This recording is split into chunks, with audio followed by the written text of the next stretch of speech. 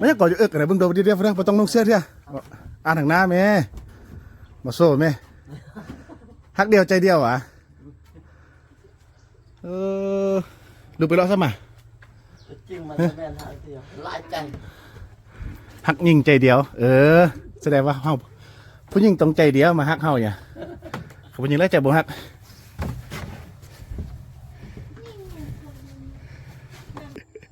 บ๊ายบายดิแม่บ๊ายบายแม่กันเด้อบ๊ายบายโอ้กับเพื่อนโพสไปเท่านี่นะซาบ๊ายบายอีกเอาไปก่อนเด้อ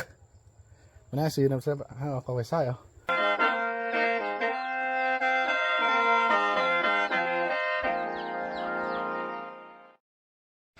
สบายดีท่านผู้ชมโอ้เบิ่งน้องจอมไปลักซะมาเลาะซะมาเห็นแวบๆอย่างนั้นอยู่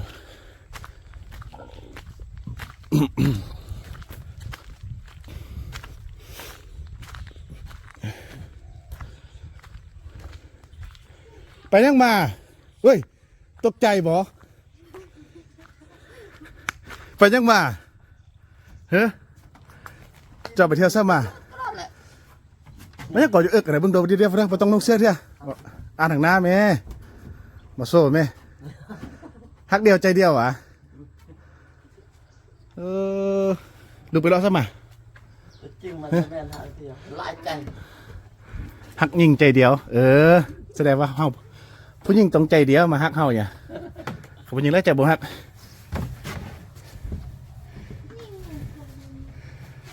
สิได้เอากลับก่อนไปแล้ว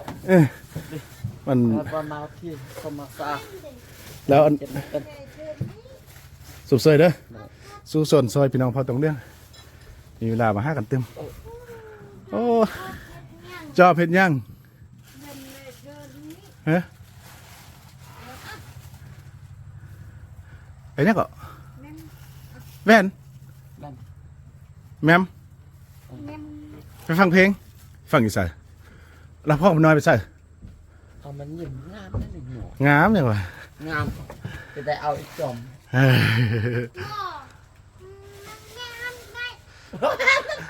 เอาแม่แล้วว่าเอาลูกเลยเนาะอันนี้ก็ว่าสิเมาร่วมกันเกินเนี่ย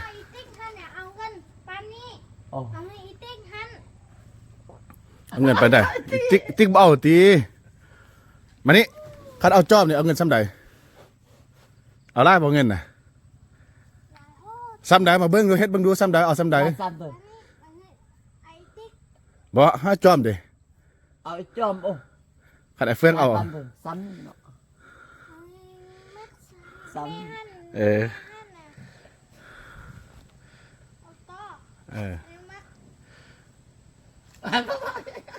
ดีแล้วบ่เอาแล้วเนาะ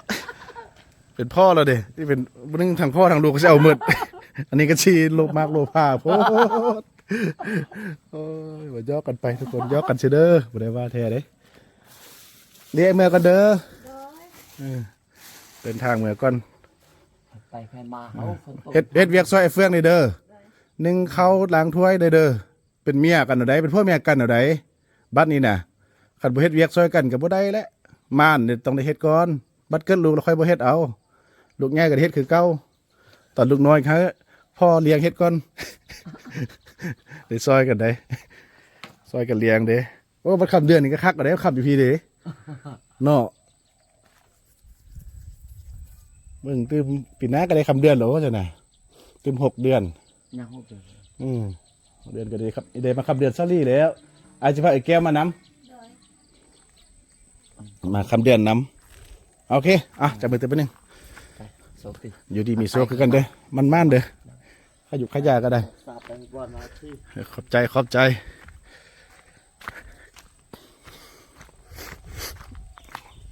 บุยผู้ยู่มือเนี่ยไปไวกลับไวมาไวกลับไวจอม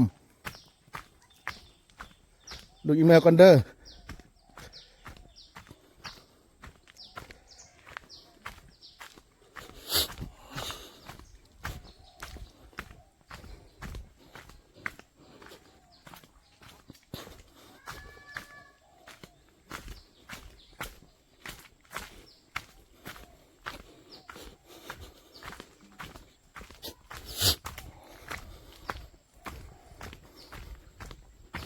อ้ไปขอไปเท่าเพจก่อนสิเมื่อเลยนี่เครื่องกระตากไปนี่นะบากี่แก้วมาแล้วฝนโต๊ะนี่เสื้อกระเปียกมัดมันตกมาสุดทางมือนี้เสลียบเอาเสื้อกันฝนมาซึ่งจะไปขอบไปเท่าเพจก่อนซะ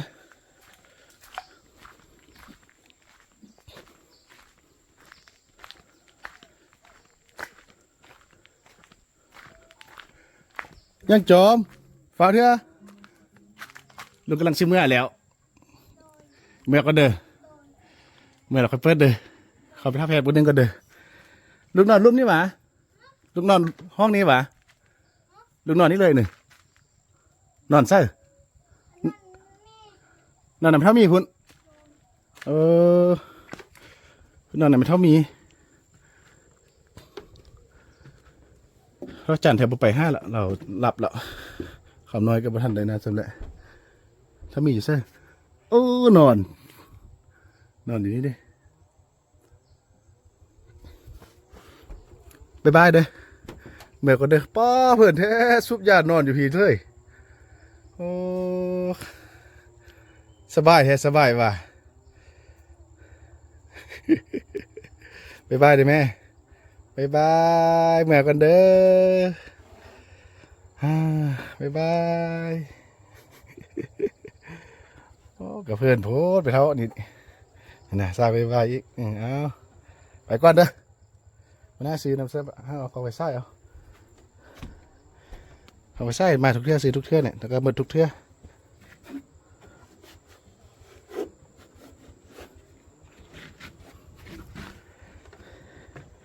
จอมบุ้งแม่บ้านน้ำลุงมาจอมไปเที่ยวสัญญาน่ะไปบ่จอม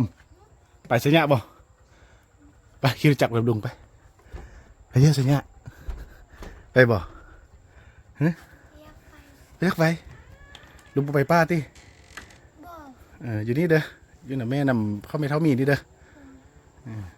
น้องมุกประมาณเนาะน้องมุกเนาะลุงมาซากแบตน่ะแบตมดน่ะซากมันเข้าดีๆก็เราค่อยฟังตึมบ่เข้าดีกับบ่ได้ฟังแม่ก่อนเด้อเอาไปบ้ายดูให้ไปบ้ายดูเด้อไอ้ผู้งามเด้น้องจอมน่ะลงเมื่อแล้วก็เปิดเพลงได้ปะเนี่ยอยากฟัง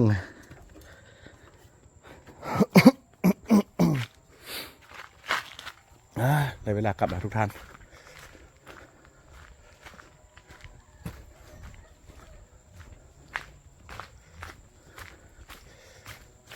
บุญรอดกับน้องติ๊กบ่มาเถอะ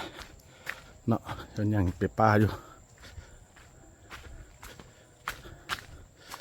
เราจะเตรียมเครื่องนิดนึงก่อนเตรียมเครื่องแล้วก็สิออกเดินทาง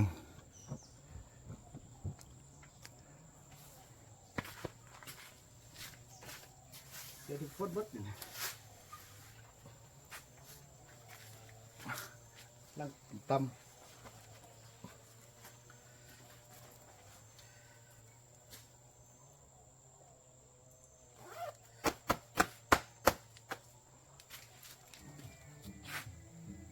โอ้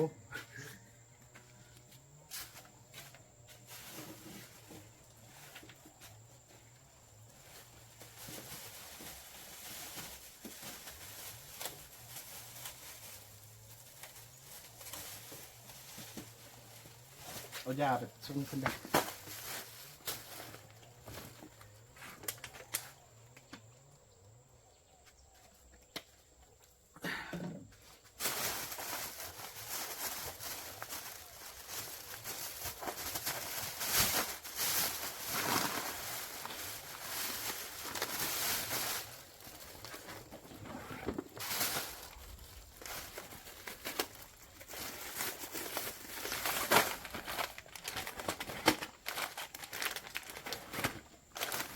เปย์อย่าพื้นเมืองเอาฟังเขาจะดูอเมริกา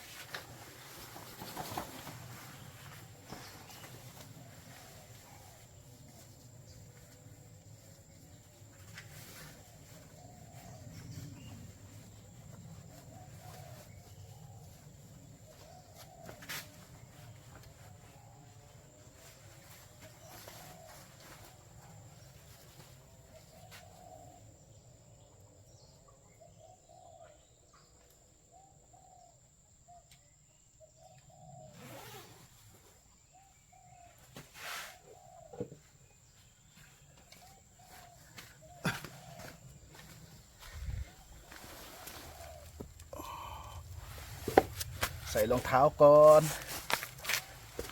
เป็นเดินทางรองเท้าผ้าใบ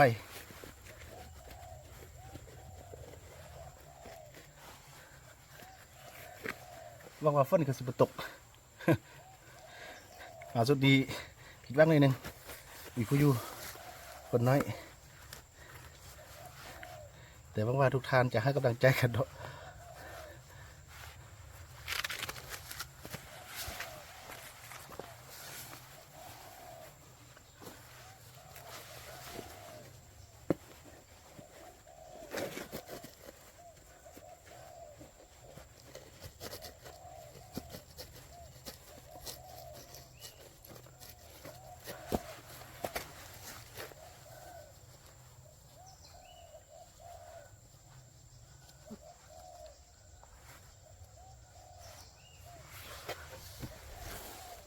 ได้เครื่องครบหมดแล้ววันนี้ก็สิได้ออกเดินทางเนาะสัมภาระกับโบราณปานใดพอดีความรถคู่ใจเอาสิได้เต็มตัวไปนี่นะนี่ก็เปียกได้แต่ว่าหวังว่าสิบ่มีขี้ฝุ่นเนาะสำหรับคลิปนี้ก็บ้าวแก้วต้องขอบคุณใจและก็ขอบคุญขอบคุณนำพ่อแม่พี่น้องทุกท่านเนาะที่คอยสนับสนุนเนาะในการถ่ายคลิปพี่น้องพอตรงเรื่องของเราเนาะสำหรับคลิปนี้ก็บ้าวแก้วก็สิบ่มีหยังหลายเนาะอวยผลใส่ให้แด่บรรดาท่านที่เข้ามาติดตามรับชมเนาะจงมีสุขภาพแข็งแรงปราศจากโรคภัยไข้เจ็บเนาะปรารถนาสิ่งใดก็ขอให้ได้สิ่งนั้นสำหรับคลิปนี้ก็บ่าวแก้วขอลาไปก่อนพบกันใหม่ในอีพีต่อไปเนาะมาสุดนะบ้างว่าจะเจอบทหลอดสำหรับคลิปนี้สบายดี